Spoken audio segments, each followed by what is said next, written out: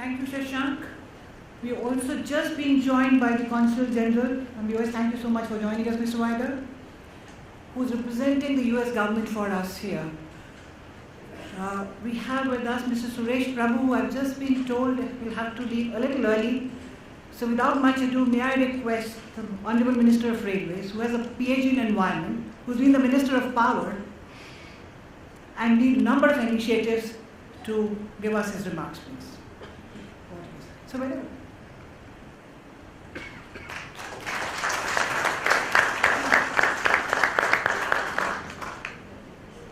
Excellencies, and all my distinguished friends, Indo-American Chamber of Commerce Annual Convention couldn't have been planned better than this. I don't know who planned it, but I must compliment those who have thought about it with such a great foresight. Because the day the Prime Minister is going to land from New York into Delhi, you arrange this annual convention. And this is after a very successful visit of the United States. Then of course he met President Obama, but he also met many other world leaders. But more importantly, the thrust of this convention, he also met several business leaders, the leaders who are going to shape the future of this relationship in economic terms. And therefore, I really compliment you for doing something commendable for so many years, which I know, but also for being so thoughtful, so imaginative. I think anytime we want to arrange some international convention, we should consult you.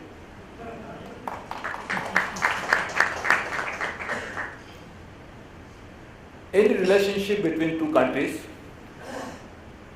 is obviously based on perception about mutuality of interest. No two countries can come together unless the interests converge. If you look at the geopolitics of the world, today United States and India have a lot of interest at stake, and they have a lot of commonality of interest. Both the countries look beyond only sectarian, narrow national interest. They look at global interest and they try to find out how the national interest and global interest will converge with each other. When President Obama was speaking at a UN General Assembly, he made a reference to this. The Prime Minister always has maintained that we want a safe world, free of terrorism, free of any irritants which does not allow the global economy to grow. And we want to make sure that the prosperity that will come from economic growth will be shared by people at large. And therefore, we both consider the global public good has to be promoted through national policies of each of this government. And therefore, I am very happy that both the countries are now coming closer to each other. We have a strategic partnership, and we realize that the geopolitics of the world needs to be seen in the right perspective in the changing world of today. So one is the mutuality of interest. And I don't think there is any relationship which could be based on values alone. Then there could be a better relationship than United States and India. There are many common values in which both the countries believe in. And we are all well known, I don't want to repeat it. So one is at the level of spirituality of relationship. This is very clearly a very natural partnership. If you come down to a level of many other reasons, safety, security, issues of climate change, which is so dear to our heart because we face daily the consequences of adverse effect of climate change. To address climate change, we need to address it at the source of it. So you must change the source of energy itself. And therefore we need to find out alternate source of energy. US succeeded, I will not call it an alternate source of energy, but you succeeded in finding out shale gas, which dramatically brought down the emissions in the United States. Of course, now the shale gas companies are facing real challenges.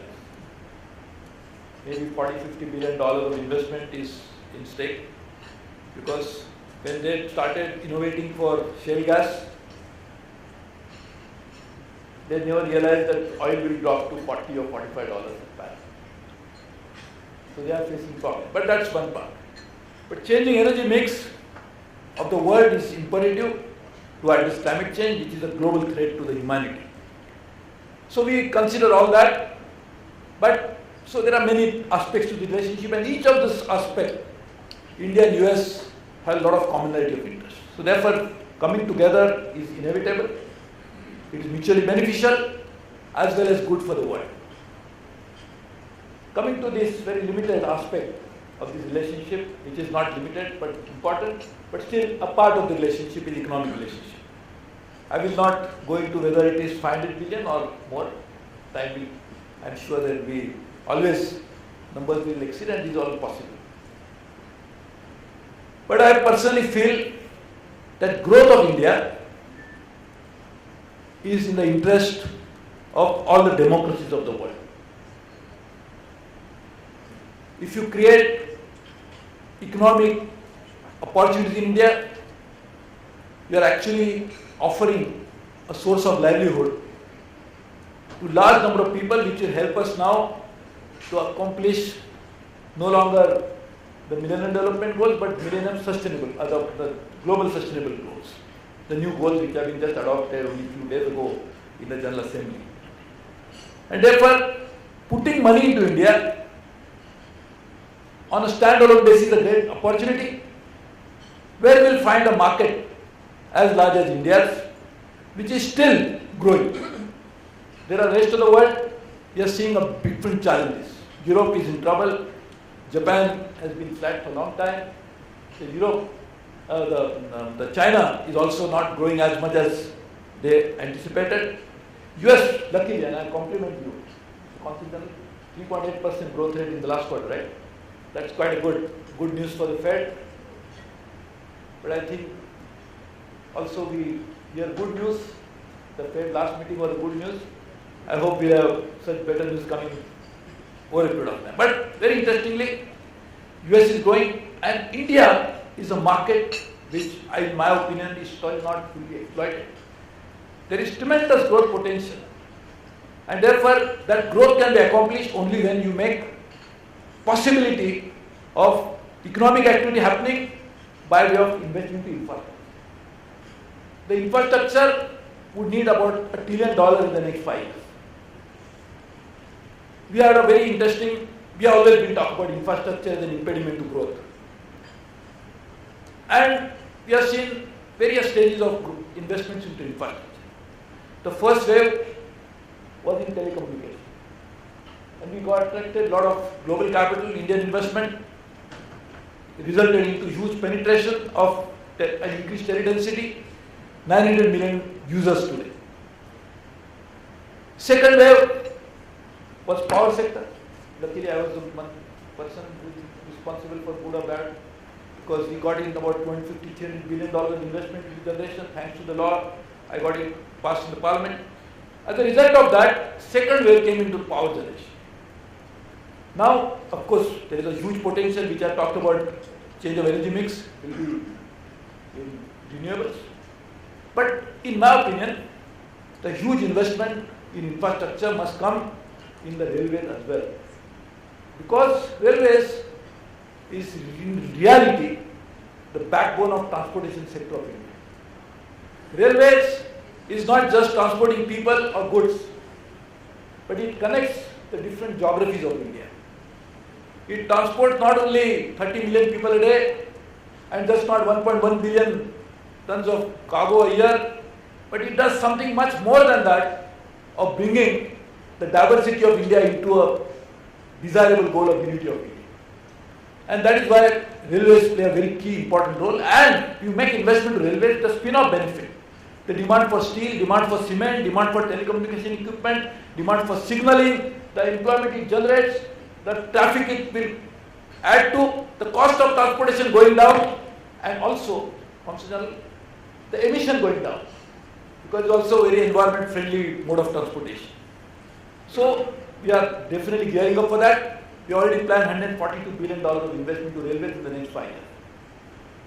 And we are already, in addition to this, we are about $15 billion of investment, $14 billion to be precise, because dollar and rupee rate fluctuates, so I have to calculate my. Today, the Reserve Bank of India has cut down the interest rate by 0.5%, so that's a good news. I hope rupee is done. But the investment, in addition to this, I was saying the dedicated freight corridor, which will attract about $14-15 billion of investment. Already top global companies, including the American ones, I don't want to name them, European, Japanese and others, will definitely get an investment from them, and already at a very advanced stage, with more than $15 billion into the next year. So just already the development which is there, then we already have other investments which is outside the budget, which is a joint venture with the Coal India, joint venture with Steel Authority of India, 17 states with which we are going to work. Where we are sitting today is the capital of not only commercial capital of India, but Mumbai is the Maharashtra's capital, my home state. The Chief Minister said he wants to put in 10,000 crores, almost $1.7 billion into the railways as his contribution when we make the joint venture companies with the states. So this will be another stream of investment that could bring in a huge amount of money into the railways. So railways is a trigger for bringing in growth into different segments of economy. And therefore, I am very happy that many global players have joined hands with us. We are already launching a program for development of 400 stations, which will be the land and air rights will be offered for development. We will not sell the land, only land and air rights. As per many experts, top experts in the world, their own estimation, the investment that we should get from this will definitely be not less than more than at least 100 billion over a period of time. So this is a substantially huge, big ticket investment with private-public partnership, and more importantly, with any investor would like, is an environment of making investment. One is that you make investment not to damage the natural environment, but an environment of making investment itself has to be conducive so that investors feel comfortable. All of this we are doing. This is the most transparent way. Some of the business leaders whom you all know, when they meet me, they tell me that even in our own country we don't find such a high level of transparency that we are seeing today. And some of you have been witness to this. And therefore, the whole idea is that we must get investment, but investment also must come in a way that will inspire confidence of the investor, and only that way we can make the best and efficient use of capital. Whether it's a private capital or public capital, if it is not used as efficiently as it should be, as the ICOR, which Mr. Virmani is sitting behind, I think he's Mr. Virmani only, he can tell you that because he's an economist, I'm not. So we can always think about how that should be improved. And only that will bring in the best use of capital to get best output from the investment that we make. And therefore, this is something which we are working on. We already have a lot of countries which are partnered with us. I was in Japan, the Prime Minister, the Finance Minister, the Deputy Prime Minister, the Minister for METI, Minister for Land, Infrastructure and Transportation. They are all committed to really make a huge investment into this sector to enhance our technological ability. We already tied up with Japanese and Chinese research organizations. In fact, we are trying to do the same with United States. I was very happy to receive the Transport Secretary in Obama administration recently when he was in Delhi, and we are discussing at length. The whole idea is that we must get the best practices in the world to enhance the ability of transportation in India to be at global standards. Which I told you about investments, most of them over a period of time will be made in India. So our Prime Ministers commitment to make in India a big campaign to succeed in creating employment in India, to do value addition in India, to create more opportunities in India is really on track, and the railways is playing one part of that in a efficient or significant way. So we want to make sure that what we do, the investor will come in a transparent manner, the railways will benefit, the people of India will benefit, and that's how we will take it forward. I'm very happy that Google, one of the American companies, I don't want to mention about other American companies because they are still under various stages of finalization. But Google, and we have been talking for a long time, now we have finalized 500 stations. Google is going to be doing their Wi-Fi. And they have said that Wi-Fi will be better. I don't know whether better than Taj. But they are saying they will be the fastest Wi-Fi that will be available. And first station that we want to do is Mumbai Central, in Mumbai itself, not very far from here. And I think the whole idea is that we must modernize, we must make safety an obsession. So we want to launch a zero accident issue. We want to do doubling, tripling, enhancing the ability of the transport to carry more passengers and goods. And once the dedicated freight corridor comes in, you will see a dramatic change in the way the railway operations are run. We will be able to move the entire traffic away from the trunk roads into the dedicated freight corridor, so the passengers trains can move faster, and that time we can think about various ways of operating the operation. So this is what we are doing. Even on a structural basis, which some of you may be interested to know, we are already in the process of creating a regulatory framework. We are already making accounting reforms, because I am a chartered accountant, so always carry that baggage with me. So I said when I was preparing the budget that we don't want the expenditure only just changing the whole concept in government account, and then people talk about reform. And what is the reform? Changing government accounting from single entry to double entry. Another reform, big reform, which talked about is changing from cash to mercantile basis. I am sure many of you are doing your business.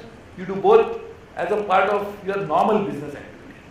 It is not something reform, because we are not done it as a reform. So I said I really, and that's something which I believe in strongly. We want to track the government expenditure to make sure that we get a desired outcome. How will we get desired outcomes if you do not plan it when you are budgeting for it? If you do not know the parameters on which you want to measure the outcome when you are budgeting for it, how are you going to measure the outcomes when the expenditure is incurred? That's the post-expenditure analysis. So I said we will track it from budgeting, government expenditure, outputs to outcome. The whole chain of events will be monitored in a way that in a seamless manner we will be able to know whether the government expenditure as it was budgeted has resulted into the desired benefits or not. We are already working on that.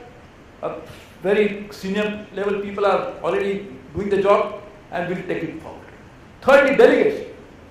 And that is something which I am sure not many, even corporates, will like to do.